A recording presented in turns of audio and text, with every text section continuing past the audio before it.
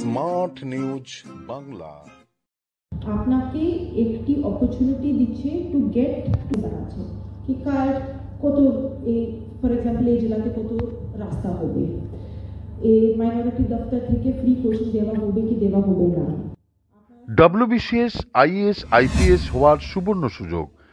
রাজ্যের মুখ্যমন্ত্রী মমতা বন্দ্যোপাধ্যায়ের অনুপ্রেরণায় সংখ্যালঘু শিক্ষার্থীদের জন্য আইএএস ও আইপিএস হওয়ার সুবর্ণ সুযোগ। বিনামূল্যে আবাসিক কোচিং সেন্টার। পূর্ব মেদিনীপুর জেলার প্রশাসনের আয়োজনে হলদিয়ায় কুমারচন্দ্র জানা অডিটোরিয়ামে ছাত্রছাত্রীদের নিয়ে ক্লাস করলেন জেলার উচ্চপদস্থ অফিসারগণ। ছাত্রছাত্রীদের স্বপ্ন পূরণ করতে পাশেই রয়েছেন পশ্চিমবঙ্গ রাজ্য হজ কমিটি। জেলার আইএএস, ডব্লিউবিসিএস অফিসারগণ তাদের অভিজ্ঞতার কথা শেয়ার করলেন ছাত্রছাত্রীদের সামনে। সরকারি সহযোগিতায় ফ্রি কোচিংয়ের জন্য আবেদন করার শেষ সময়সীমা 4ই ফেব্রুয়ারি। ফ্রি কোচিংয়ের প্রবেশিকা পরীক্ষা শুরু হবে আগামী 10ই ফেব্রুয়ারি। আইএএস, আইপিএস কিংবা ডব্লিউবিসিএস হবার জন্য এই সুবর্ণ সুযোগ। রাজ্যের মুখ্যমন্ত্রী মমতা বন্দ্যোপাধ্যায়ের অনুপ্রেরণায় সংখ্যালঘু শিক্ষার্থীদের নিয়ে আইএএস ও আইপিএস হওয়ার সুবর্ণ সুযোগ। বিনামূল্যে আবাসিক কোচিং সেন্টার পূর্ব মেদিনীপুর জেলা প্রশাসনের আয়োজনে হলদিয়া কুমারচন্দ্র জানা অডিটোরিয়ামে অনুষ্ঠিত হলো। তারা একের পর এক তাদের কথা শেয়ার করলেন। আজকের এই যে অ্যাওয়ারনেস প্রোগ্রাম হচ্ছিল রিগার্ডিং আইএএস অ্যান্ড বিসিএস এক্সামের জন্য, আজকের এই অ্যাওয়ারনেস প্রোগ্রামে আমরা স্টুডেন্টসদের সঙ্গে অনেকের সঙ্গে ইন্টারাক্ট করেছি। মেইনলি পরীক্ষার যে প্রিপারেশন করতে গেলে যে তৈরি করতে হবে, সিলেবাস রেডি করার, নিজেকে বুঝে নেওয়ার, স্টাডি মেটেরিয়ালটা জোগাড় করার ব্যাপারটা নিয়ে, প্রিভিয়াসলি কী কোয়েশ্চেন হচ্ছিল কোয়েশ্চেন পেপারগুলো পড়াশোনা করার জন্য, তারপরে পরীক্ষার যে আনসার রাইটিং স্টাইল, এইসব নিয়ে আমরা সবাই আমাদের এক্সপিরিয়েন্সগুলো শেয়ার করলাম। অন্যান্য আইএএস অফিসার, বিসিএস অফিসাররা সবাই আমার এক্সপিরিয়েন্সগুলো শেয়ার করলাম পরীক্ষার জন্য। যে ইম্পর্টেন্ট আমি বলবো, রেগুলারলি পড়াশোনা করতে হবে, দিনে অন্তত 3-4 ঘন্টা। ওর চেয়ে বেশিও লাগবে না, কমও হবে না, কিন্তু রেগুলারলি পড়াশোনা করলে এটা খুব দারুণ এফেক্ট পড়বে। কনসিস্টেন্সি বা ডিসিপ্লিন বলে।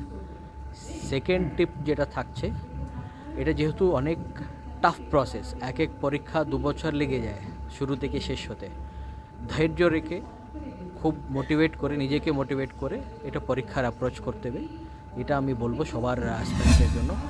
ডিসিপ্লিন, কনসিস্টেন্সি, সেকেন্ড হচ্ছে আপনার পেশেন্স অ্যান্ড সেলফ মোটিভেশন। কেউ বাইরের লোক মোটিভেট করবে না, নিজেকে মোটিভেট করে এগোতে হবে পরীক্ষার জন্য। খুব ভয় লাগে, অনেকের ভয় লাগে, এটা কি মানে ভয়ের কিছু ব্যাপার রয়েছে মনে হয় আপনার? একেবারে নেই। এই পরীক্ষা এত সুন্দর, এই পরীক্ষাগুলো স্পেশালি বিসিএস অ্যান্ড আইএএস, যে কোনো ব্যক্তি যে ব্যাকগ্রাউন্ড থাকুক সবাই কিন্তু এই পরীক্ষা পাস করলে আইএএস হবে।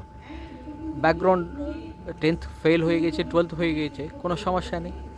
যে যদি এই পরীক্ষার জন্য যে সিলেবাস আছে ঠিকঠাক পড়াশোনা করলে কিন্তু পাস করবে। হ্যাঁ, ইংরেজিতে পরীক্ষা দিয়েছে, বাংলাতে দিয়েছে, এটা কোনো বৈষম্য কিছু নেই, সবার জন্য ইকুয়াল অপরচুনিটি আছে।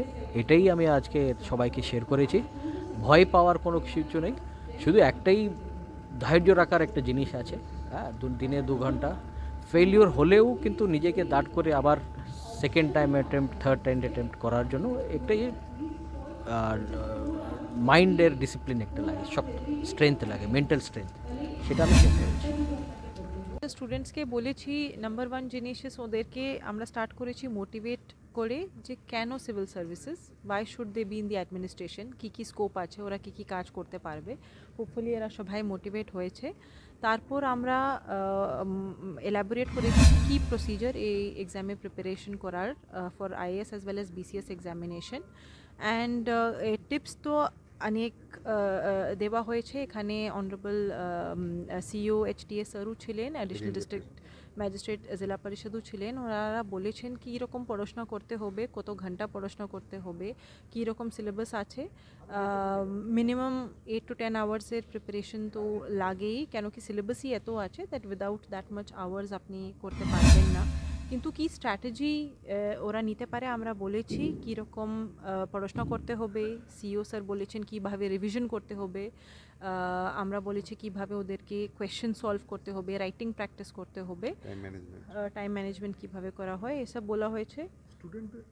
মানে কেন প্রশাসনে মানুষকে আসতে হবে, ঠিক আছে, সেই জন্যই তো আজকে ভয় কাটানোর জন্যই, তাদের উৎসাহ দেওয়ার জন্যই তো আজকে, যে এটা এখন মানে এটা রকেট সায়েন্স নয়। এই যে জায়গায় আমরা দাঁড়িয়ে আছি, ম্যাডাম দাঁড়িয়ে আছে, আজকেও দুদিন পর ওরাও আসতে পারে, এটা আমরাও কিন্তু এইভাবে উঠে এসেছি, সুতরাং তারাও পারে, আমরা যদি পারি তারাও পারবে, সেই আশ্বাসটা দেওয়া, আর কিছুই না।